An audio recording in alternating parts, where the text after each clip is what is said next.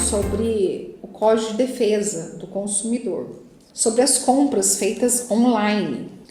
A primeira pergunta que as pessoas geralmente têm um pouco de dificuldade de entender e perguntam também é sobre se o Código de Defesa do Consumidor é aplicável nas compras feitas pela internet. E a resposta é sim. O Código de Defesa do Consumidor tem aplicação obrigatória em todo o território brasileiro, inclusive nas compras realizadas via internet. Se o fornecedor estiver estabelecido somente no exterior, sem filial ou representante no Brasil, a gente alerta que o consumidor poderá encontrar dificuldade na aplicação do código. De qualquer modo, a gente recomenda adquirir produtos ou serviços de fornecedores que também tenham endereço físico na internet e mantenham um canal de comunicação de fácil acesso para esclarecimento de dúvidas e reclamações. A gente vai fazer agora alguns questionamentos, falando sobre o direito do consumidor. Como provo que contratei um serviço via internet? Então, todos os documentos eletrônicos são admitidos como meio de prova da relação contratual, sendo dever do fornecedor informar previamente os termos do contrato e permitir a sua impressão ou armazenamento digital em local, tanto quanto possível, seguro. A gente também recomenda que o consumidor imprima os documentos que comprovem a compra, como e-mails trocados com o fornecedor, pedido e confirmação da compra, cópia das ofertas, entre outros, ou guarde-os em meio digital seguro que permita uma futura impressão. Também perguntam quando as pessoas podem se arrepender das compras que fez via internet, Nas compras realizadas via internet, o consumidor tem um prazo de 7 dias a contar de sua assinatura ou do recebimento do produto ou serviço para exercer seu direito de arrependimento, caso não queira permanecer com o produto adquirido, e isso está previsto no Código do artigo 49 do Código de Defesa do Consumidor. Aí outra pergunta também, muito que as pessoas costumam fazer, quais os cuidados necessários para as compras via internet, Deve-se que antes de realizar a compra ou contratação de um produto ou serviço, o consumidor deverá buscar informações sobre o fornecedor, verificando se há reclamações no cadastro do PROCON, de seu estado ou município, e ainda conversando com amigos ou família. É importante também verificar o endereço físico do fornecedor e se existe algum telefone ou e-mail para esclarecimento de eventuais dúvidas. Deve-se verificar os procedimentos para reclamação, devolução do produto, prazo para entrega, entre outros.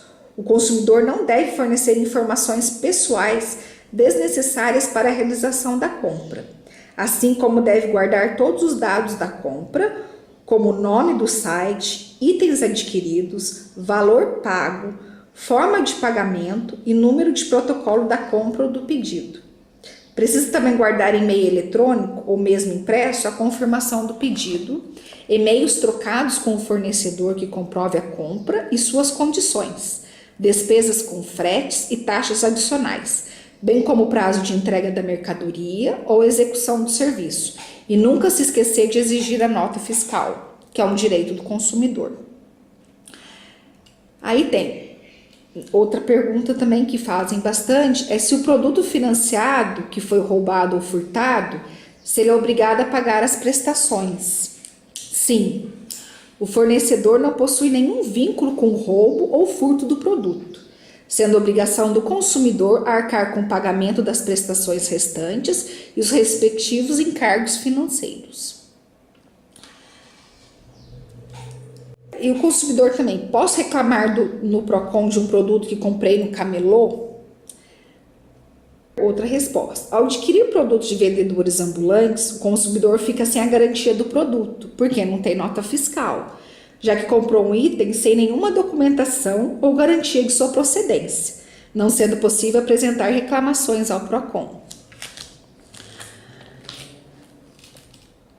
Outra, o produto foi anunciado por um preço, mas no momento da compra constava outro preço. O que eu faço? Também é uma pergunta muito corriqueira. Então é o seguinte, os preços dos produtos devem ser informados de forma clara e correta pelo fornecedor. Se houver diferença em relação aos valores anunciados, o consumidor poderá usar as alternativas previstas no artigo 35 do Código de Defesa do Consumidor, exigindo que o preço seja cobrado de acordo com o anúncio, aceitar outro produto ou serviço equivalente, ou cancelar a compra e ter de volta o dinheiro que foi pago. Importante esclarecer que se houver claro erro de impressão na informação relativa ao preço, pode ser incompatível com o produto anunciado. Por ser incompatível com o produto anunciado, as disposições do Código do Consumidor não podem ser utilizadas, por não estarem de acordo com o artigo 4º, que prevê a boa-fé nas relações de consumo. Os bancos podem exigir a aquisição de outros produtos ou serviços para manter uma conta? Isso é o que se chama de venda casada, proibida pelo Código de Defesa do Consumidor e considerada crime. Então, atente-se que isso não pode acontecer. O consumidor tem desconto ao pagar antecipadamente parcelas de um financiamento? Sim. Quando o consumidor faz um empréstimo ou financiamento, se ele puder antecipar o pagamento das parcelas restantes, ele tem direito a desconto no valor final, com redução de juros e outros acréscimos. Como proceder se a empresa que recebeu o cheque sem fundo não quer devolvê-lo mesmo após o pagamento? A credora, ao receber o pagamento da dívida, deve restituir o cheque de imediato ou emitir uma carta de anuência, quando a credora declara que a dívida do consumidor foi quitada, no caso de extravio. Se ela se recusar a devolvê-lo, o consumidor deve procurar um advogado para entrar com processo judicial.